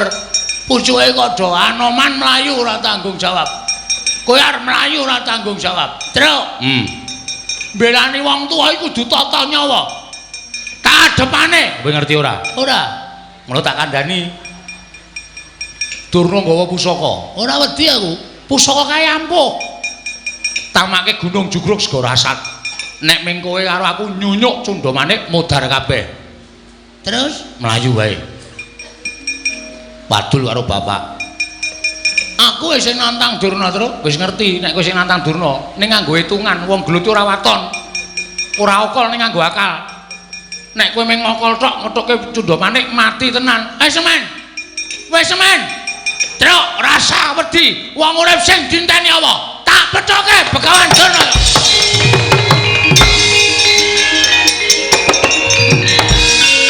Asemi ra nututi to kowe? Ayo ora wong kandhane ngeyel kok. Karepku ki ya. Skeneane liyane iki. Aku nekat melayu terus kowe bagong. Ngoyak aku tok candhet meneh gong. Aja kaya ngono. Aku tresno karo kowe. Dramatike nang kene iki terus. Adegane nang kene iki. Wah, wis ora masuk. Arek arep maju-maju aku tak wadul bapak. Oh ya tak wadul bapak. Aku tak omong karo bapak nek durung nggo pusaka. Aku ya omong nek bapak nek durung nggo pusaka. Aku ngomong ngetutke wadul bapak ora maju, modar tenan. Akhirnya sadar, ket mau. Aku mau melayu nek ora tututi aku menggok perapatan kono liwat desa baline ne bapak kok. Ora dupak raimu modar kowe. Wis ayo wadul bapak. Yo.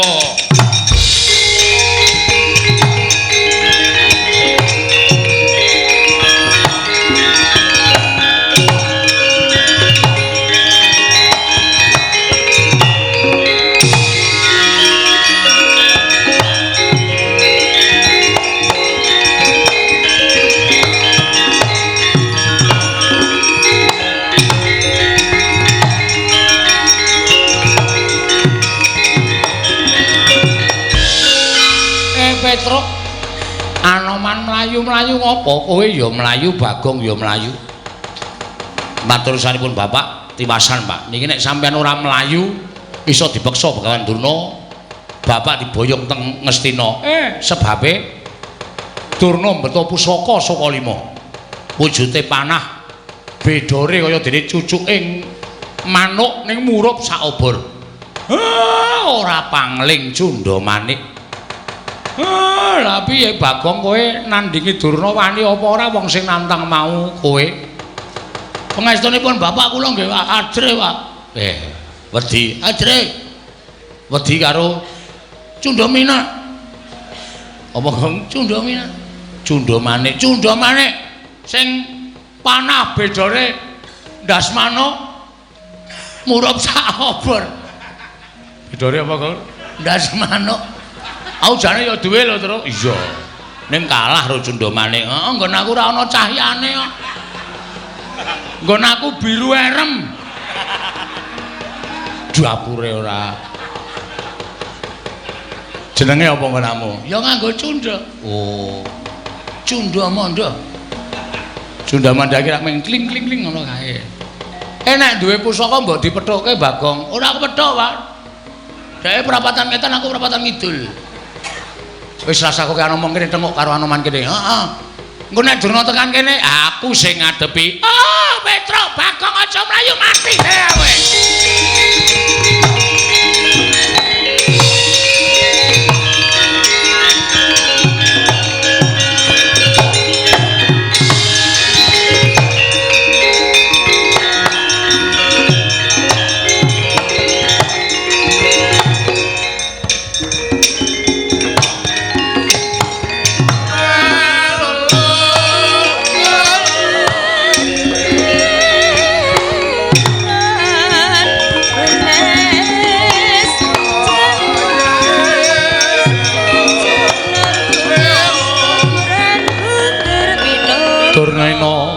Panalinganira lumajaring ratri linenggak jangganira kapisanan Haneng perang Bratayuda.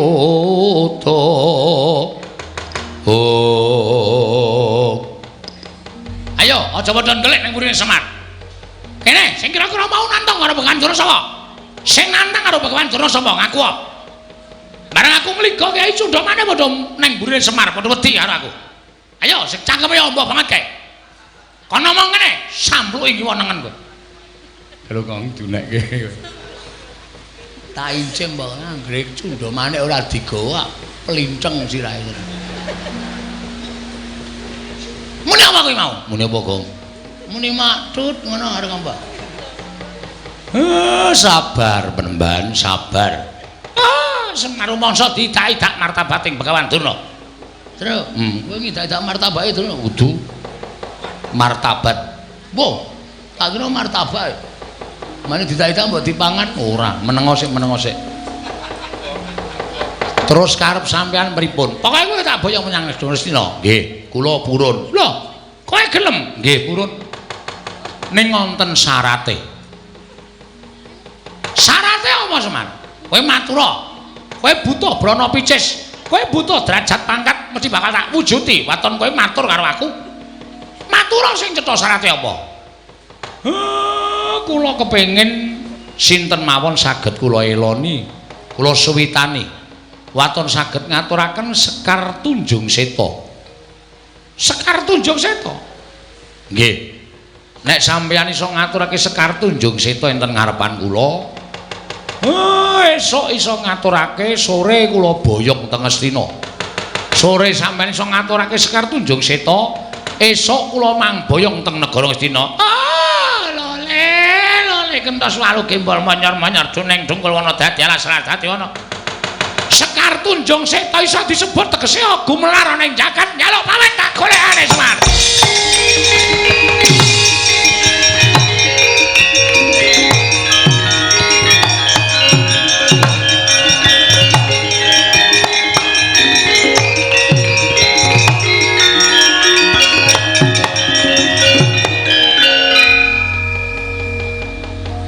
Anoman wonten timbalan Kyai. Ngopo kowe? Menapa kula nggih kedah ngaturaken menapa sampun paduka mendikaaken Semar ora kena banci ndembanci ladan. Matur sinuwun Prabu Rama Wijaya, nek iso ngaturake Sekar Tunjung Seta aku mesti sowan ning Pancawati. Terwaca dawuh panjenenganipun Kyai Semar kula nyuwun pamit wangsul dhateng Pancawati. Ya sing ati-ati sungkemku katur sinuwun Rama Wijaya. Nggih, ngestaken dawuh. Ki Lurah Petruk nyuwun pamit. Hati-hati ya manah ngaturke panuwun. Nggih. Wis bantu karo Karang Kadempel. Nggih. Dawah sami-sami Ki Lurah. Ki Lurah Bagong kula nyuwun pamit. Hati-hati ya, Nyok. Nggih. Kowe bali rene ora? Inggih kula temtu wangsul mriki menawi pikantuk Sekar Tunjung Seta. Tak anti-anti sak praptamu Anoman. Aku kapang karo kowe. Inggih. Kinon mapakarka suta Tegapira Kresna parta maneher saktinira.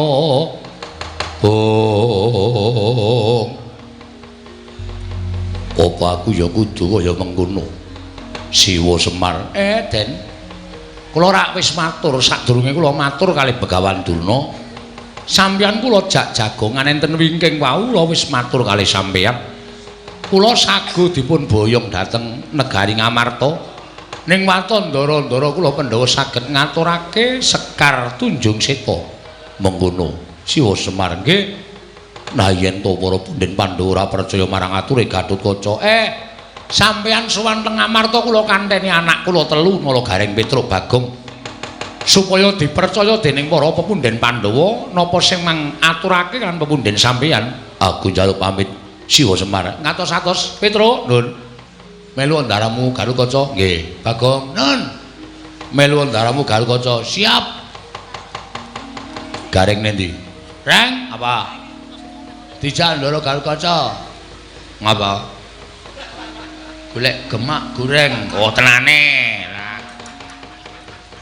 Ora ya iki dapusi Bagong senenge ra jamak-jamak. Nderekke ning Ngamarta. Ayo siap monggo. Gus kula dherekaken monggo kundur ten Garing Amarta. Iya, nula Garing Petruk Bagong Semar aku nyuwun pamit. Ngatos-atos nggih, Den. Oh. Nuwun sewu sinuwun. Ngantos kejut raos sing manahipun ing abdipun Anoman. Dene dereng ngantos kula prapteng wonten ing gisiking inggih menika tanah Hindi. Lah kok paduka sampun malah pinanggih wonten ing papan mriki Diwaji Senggana kula wonten timbalan. Persasat kaya ngenteni Sileming Palwa gabusku mambang ing Sila Kresna. Nggonku ngrantu kelawan sowanmu nalika sira ndak utus paya ngupaya menyang endi lenggahing Kyai Semar. Tumuli panjenengan ingsun nganti kelawan kadang ingsun Lesmana ingkang wigati mung kepengin sumusul menyang endi papan Ningsi Senggana nggone pinanggih kelawan Kakang Semar. Berkamaestu paduka kula sampun pinanggih kalian Kakang Semar. Banjur menyang endi lenggahing Kyai Nayantaka mapan wonten ing tanah Jawi, pernahipun wonten ing Karang Kadempel. Sedaya panjenenganipun sinuwun Prabu Pancawati sampun kula aturaken. Nanging mugi andadosna ing kawuningan jebul wonten neruba ingkang dipun suwun dening Kyai Semar. Pepanggil ingkang disuwun dening Kyai Semar wujude apa? Anoman. Mboten sanes Gusti kula ingkang sinuwun ing Pancawati menawi kedugi saged ngaturaken wujudipun Sekar Tunjung Seta. Kyai Semar badhe wangsul dhateng negaring Pancawati lan momong dhateng kula warga paduka Gusti kula ingkang sinuwun. Wujude apa? Sekar Tunjung Seta sinuwun.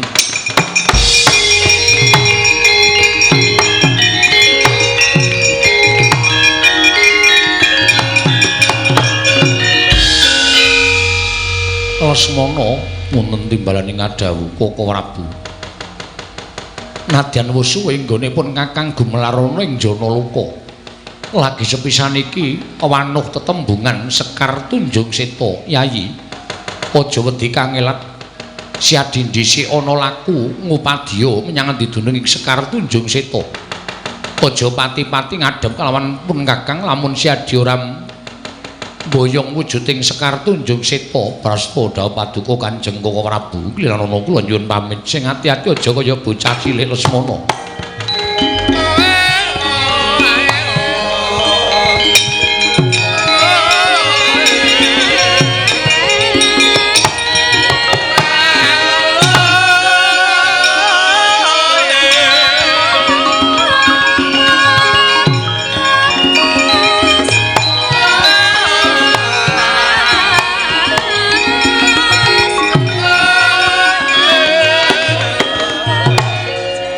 Anoman wonten timbalan.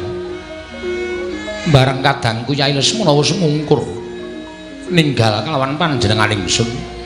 Melang-melang penggalipun Kakang kuwi ninggal jejabang ning tepining Balumbang para paduka. Ayo padha ditututi lakune Lesmana adoh diceraki-cerak didoi.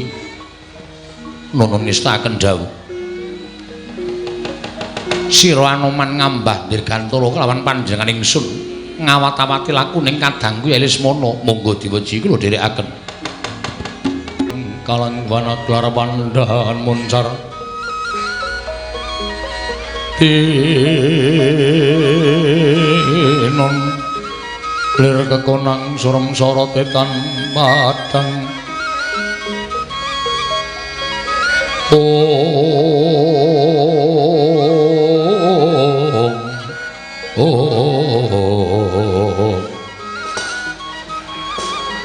Yayi Koko Prabu wonten timbalaning Adawu sampun keladuk anggen paduka namung Sungkawa krana ngrantu dhateng sowanipun ing putra ing Pringgondani. Mongko nyatanipun Gatotkaca sampun kepareng sowan tumuli katimbalana menggah purwa madya lan wusananipun Koko Prabu lenggah ingkang langkung prayogi lurut diandangu dhateng sowanipun anak kula pun tetuka Yayi Prabu kasinggihan mekaten kulub Gatotkaca wonten timbalaning Adawu Kanjeng Prabu. Piye munggo pawartani nggir nggonira ingsun utus suwan marang Karang Kadempel ingkang saprelambuyung kelawan Kakang Semar Badranaya. Mugi andadosna ing kawuningan kula sampun nglampahan sak pejagung kalewan Kyai Semar inggih Siwana Yantaka. lan menapa sampun paduka dawuhaken sampun laturaken dhateng Siwa Semar Badranaya namung wiyan dados ing kawuningan Wa Prabu wanter ngendikanipun Siwa Badranaya bilih Siwa Semar sagah momong dhateng para Pandhawa tuwin suwita wonten negari Ngamarta nanging wonten pepanggil reruba ingkang dipun suwun dening Kyai Semar. Pepanggil reruba wujude apa nggih maragake matur marang wakmu ing Ngamarta. Mboten sanes kejawi namung ingkang winastan Sekar Tunjung Seta. Koko Prabu sinten ingkang saged amboyong Sekar wujud Tunjung Seta wonten ngarsanipun Kyai Semar inggih menika sayekti ingkang badhe dipun mung dening Kyai Nayantaka Wa Prabu ing Ngamarta. Miyat langening kalangguan aklar pandan moncar tinon lir kekonang surem sorot tetan padang kasor lan pacaring purnaming gegono dasari mangsa katiga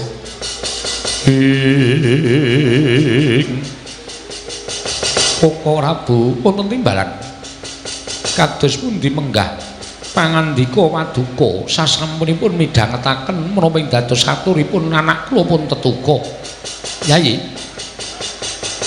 ingkang nggadhahi pakulinan nasak telenging wana minggah harga tuwin medhun jurang manjing telenging Karang Pradesan mboten sami kejawi namung kadang paduka pun Yayi Janaka menapa mboten langkung prayogi menawi babakan menika kapasrahna dhateng kadang kula pamadi Arjuna kula wonten maring adhawuh murudyake maju kene Dimas kadangipun Kakang Yayi Janaka mulat para sang Arjuna semono kang pamanungsan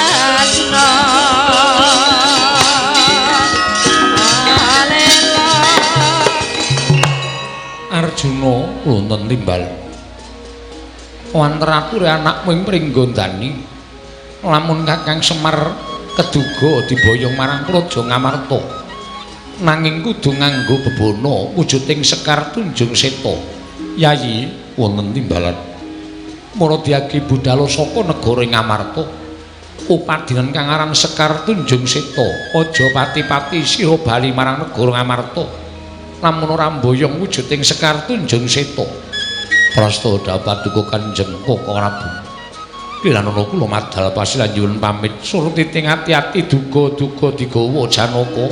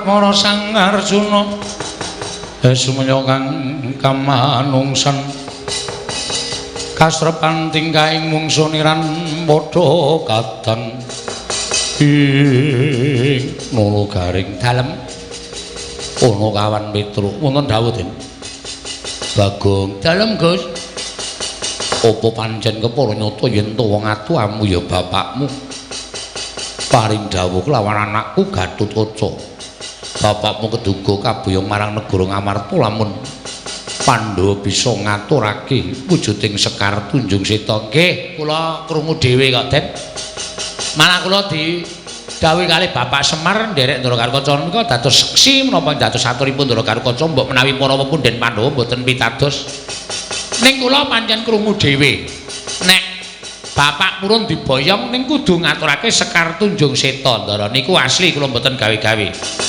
gunjang kanjeng langit kelap-kelap katon lir kincang ing risang mawe gandrung ing kodeng sutaning galih Sang Arjuna bawane dereng nate midhanget ing winastan Sekar Tunjung Seta nalika semono jroning kodeng penggaling Sang Janaka emut lawan panguwasaning para Jawata sigra tanpa taliwara nilar sanggya para panakana kawan minggah wonten ing Kundaran Dirbawana sowan Sang Asih Prana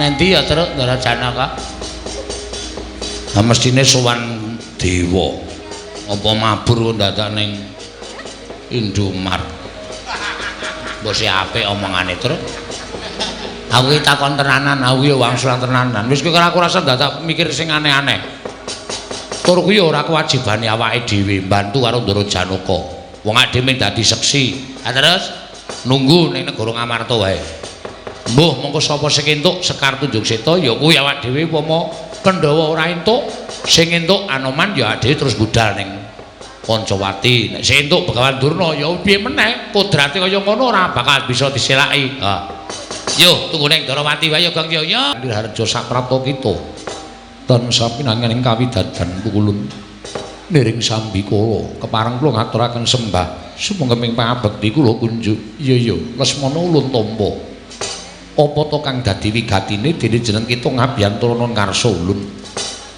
wale-wale menapa pukulun estunipun anggen kula sowan Ngabiyantara Paduka ewang adi pukulun sayekti namung krana bingunging manahipun ingkang wayahipun Lesmana krungu kautus dening Kanjeng Koko Prabu Rama bilih dinten sak mangke Kanjeng Koko Prabu kepingin sanget dipun mong dening Kyai Semar kados wingi uni mongko Kakang Nayantaka sampun kepareng tedhak wonten ing tanah Jawi ewadene nalika Kanjeng Koko Prabu utusan kelawan pun Anoman pangendikanipun Kyai Semar sinten kemawon saged mboyong dhateng Kyai Nayantaka waton saged ngaturaken Sekar Tunjung Seta pukulun mugi kepareng Paduka paring pitedah Sekar Tunjung Seta menika wonten pundi papan dunungipun upami jagat menika mboten wonten thukulipun menawi thukulipun wonten ing Kayiwangan kepareng sak mangke kula badhe nyuwun Sekar Tunjung Seta badhe kula boyong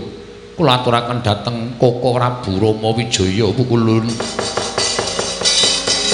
nyatang ning kalangkuan klar pandan moncar tinon lir kekonang surem soro tetan padang kasor lan pacaring purnameng gegono dasari mongso katiga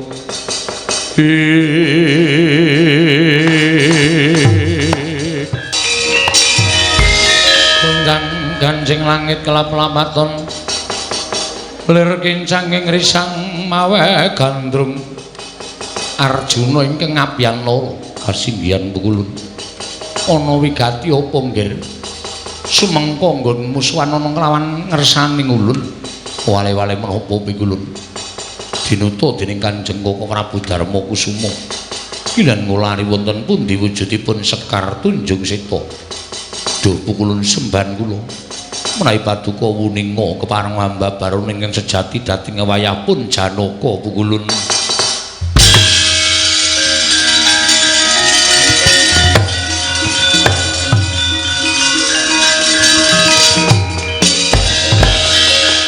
Mastu nama Sidam Sekaring Bawana Lesmana wonten timbalan Arjuna wonten timbalan sumurupa yekti Sekar Tunjung Seta kuwi ulun ingkang kagungan nanging gandeng ingkang kepengin ngayunake wujude titah loro Lesmana lan Arjuna aja nganti ulun senggo cindhe silatan mara kita sakarone pancen satriya ingkang limpat ing samu barang lir Sekar Tunjung Seta bakal ulun balangake sapa ingkang duga bisa nemokake Sekar Tunjung Seta ya kuwi ingkang kagaduhan wujuding Sekar Tunjung Seta nggih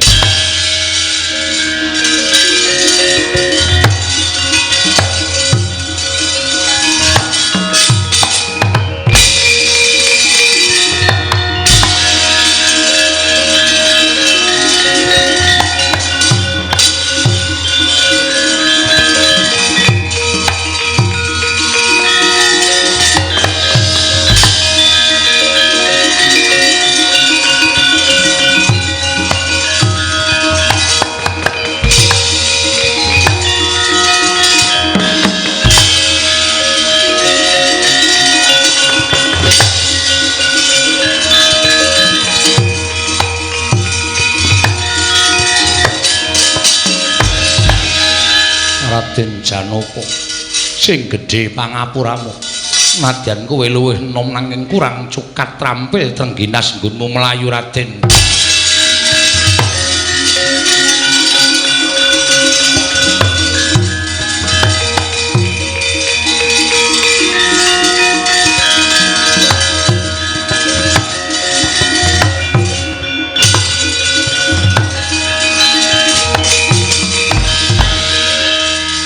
aja waton bisa muwus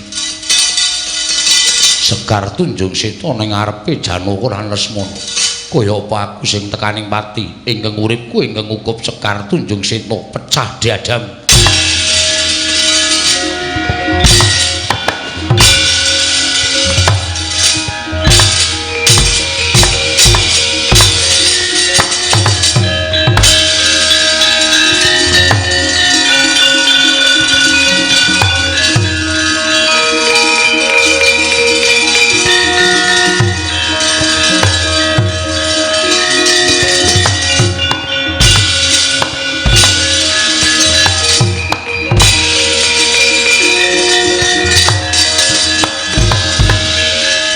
keket ganya rebut Sekar Tunjung Seta nalika semanten satriya kekalih padha digdayane padha trampile mila nalika semanten bledug mangampak-ampak lebur kasaputing angit dupi pisah satriya kekalih kaloning jagat gawaning para dewa kembang pisah dadi loro ingkang dinasta Raden Janaka Sekar Tunjung Seta parandri mangking diasta dening Raden Lesmana ya Sekar Tunjung Seta nanging awarni biru kagiat kadra wekasan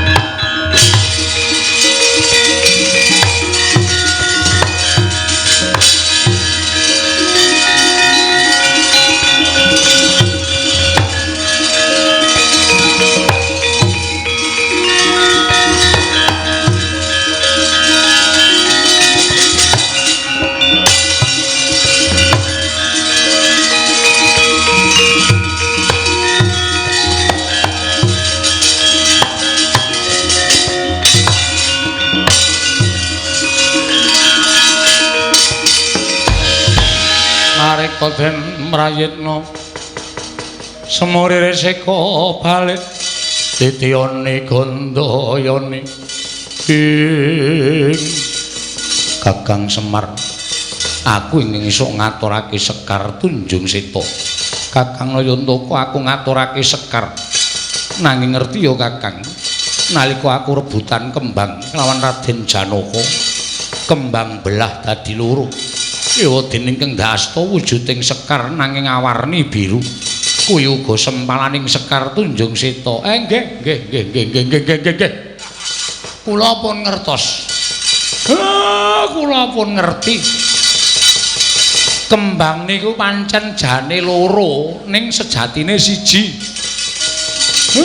Sekar niki pancen loro, padha-padha Sekar Tunjung Seta, sing siji werna putih, sing siji werna biru. Lah sing biru niki bakale manunggal dadi siji enten kembang sing werna putih. Mang presani nek mboten pitados.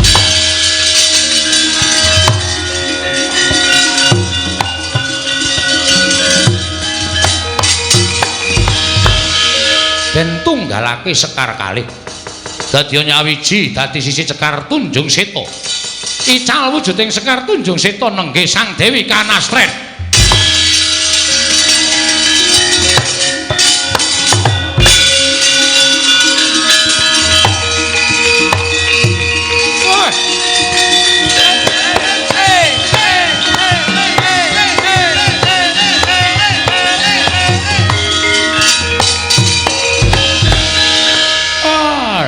Iki sing tak goleki Kanastren wonten dawuh Kyai. Lah piye nggonmu tak simpen ana ngersaning Sang Asih Prana wujuding kembang apa usana dawuhe Iwang Pikulun padha wenang. Kyai Semar sampun dados dawuhipun Sang Asih Prana bilih Kyai Semar kedah mapan wonten ing tanah Jawi dados pamomonging para kawula sak tanah Jawi suwita wonten negari Ngamarta Kyai. Den sampun midhanget piyambak to. Nggih niki omongane bojo kula Kanastren niku sing ajeng kula ngut. Dadi kula wis ora isa lunga saka tanah Jawa mriki. Kula tetep ajeng suwita ngersanipun para Pandhawa ndedheple kamukten wonten negari Ngamarta.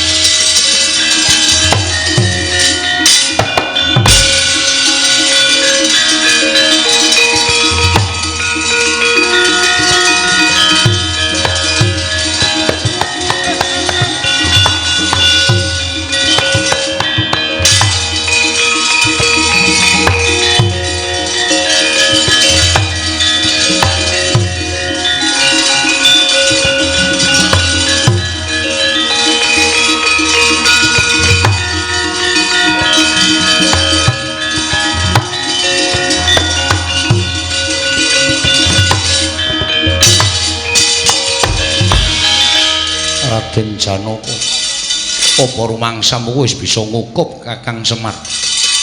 Baline Lesmana marang Pancawati ora mboyong Kakang Semar teka dikethok janggaku dening Kanjeng Koko Prabu. Tinimbangane mati siya ning negara Pancawati. Tak udhokake nyawaku ning kene Raden Janaka.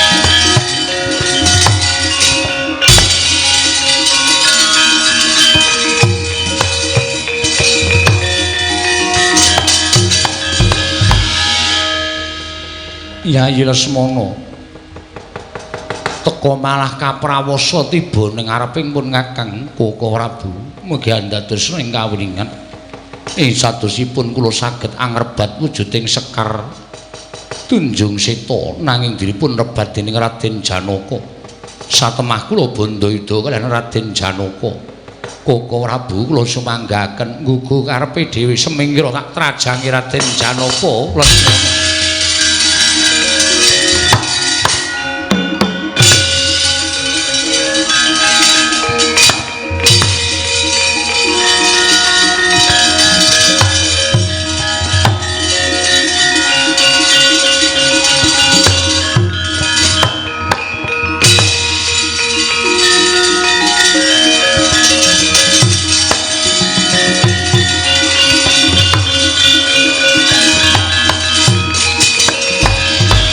Laruta saking Gudha Sangkara kula yen namotosa Sang Sri ana wujuding Nalindra iki sapa nuwun sewu yen sampeyan nyuwun priksa kalawan aku Nalindra Ndrawati Sang Prabu Sri Bathara Kresna Sang Prabu Sri Bathara Kresna ya pancen kepara nyata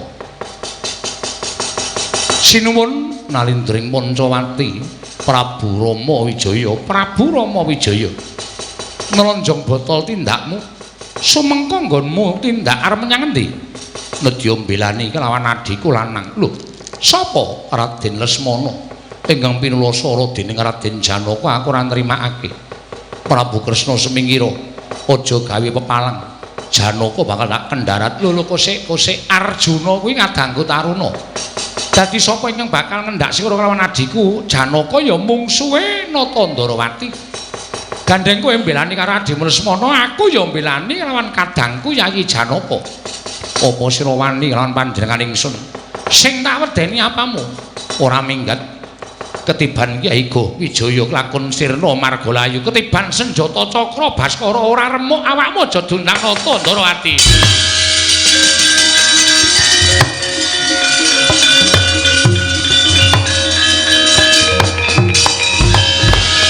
Midanget pangandikaning Natandrawati arsa ngedalaken pusaka Kyai Cakra Baskara emut kan pepundhen Sang Wisnu ya Sang Bathara Suman sigra ngengake permana jati Sang Rama Wijaya sumura bilih Sang Hyang Bathara Wisnu manjing angganing Sang Natandrawati ngalumpra tanpa daya kulun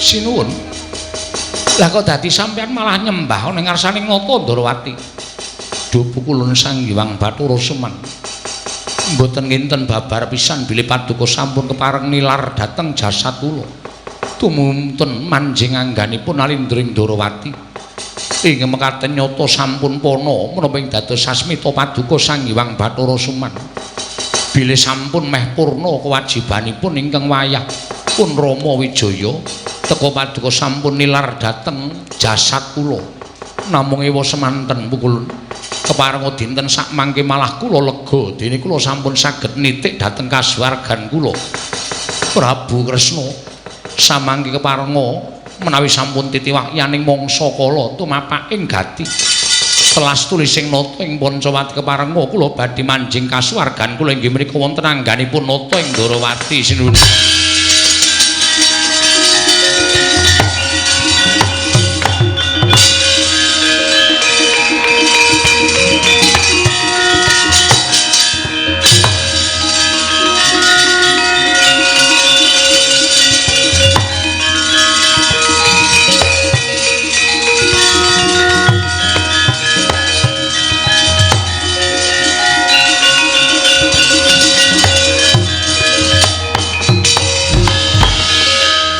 Koko Prabu kenging menapa paduka malah katingal nglenthung kundur nganti dating ingkang rayi Yayi Lesmana mara coba aku tak takon kelawan Si Adi gandeng pun Kakang wis bisa nitik kelawan kasuwarganing pun Kakang apa kira-kira Si Adi wis ana kelawan kasuwarganing Yayi Lesmana kula dereng pikantuk sasmita apa-apa nalika sira Si Adi ngaturake sekar kelawan Kakang Semar apa ana pangandikaning Kakang Nayantaka inggih Kakang Semar paring dawuh cetha kula midhangetaken Nadyan Sekar menika ketingalipun kalih nangis jatosipun menika sejuga.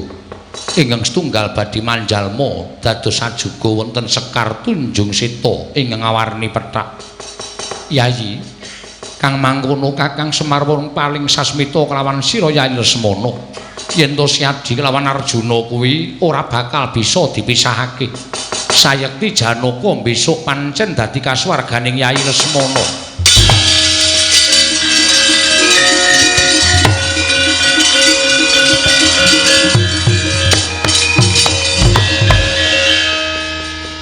Menapa mekaten Koko Prabu wis lelakon iki pancen wis disengaja dening panguwasaning para dewa supaya pun Kakang lan Siadi bisa ngawuningani bakal calon kasuwarganing pun Kakang lan Siadi. Koko Prabu kasinggihan mekaten ayo ngenteni wahyaning mangsa kala ana ing negara Pancawati besok kapan telas turi sing nata Pancawati apa dene kadangku Yayi Lesmana monggo dherekaken Koko Prabu.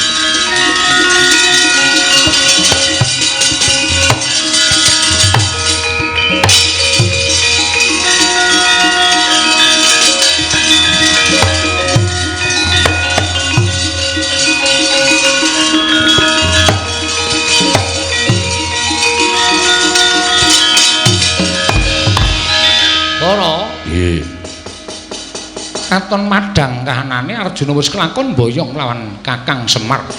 Sarana ngaturake Sekar Tunjung Seta Yayi Resi ana ndak dadi bleduk ora penak ana ing mripat. Yo.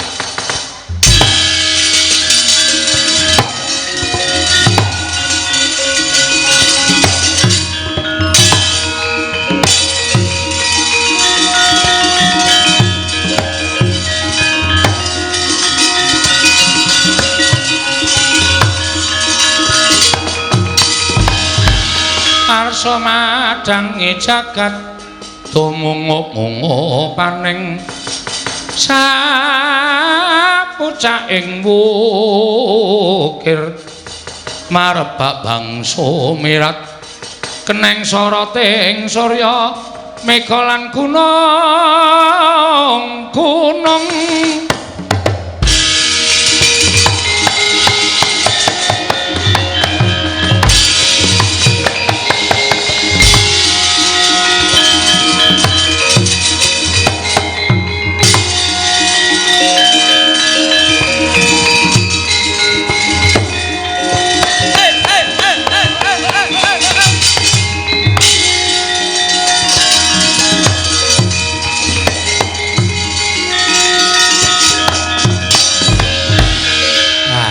Alhamdulillah Den yo sampun dumugi paripurna Semar yo mugi-mugi sedaya mangya wilujeng niring sambikala kula ugi ngaturaken menawi wonten lepat kula lan kirangipun nang kula nyuwun gunging samudra pangaksami jer kula titah lumrah Semar yo lan ugi kula minangka dados wakilipun para kanca-kanca kula menawi wonten lepat anggenipun ngayahi dalu kala wau kirang meranani wonten ing penggalih. Sepisan malih kula menungso ing kedurungan nina lali salah apes kelawan mati. Yo Semar. Sura Sudira Jani Kang Rat. Suwuh brasta tekaling ulah Darmastuti rahayung samya makarya rahayung samya pinanggih. Cekap semanten crita kula dalu punika. Assalamualaikum warahmatullahi wabarakatuh.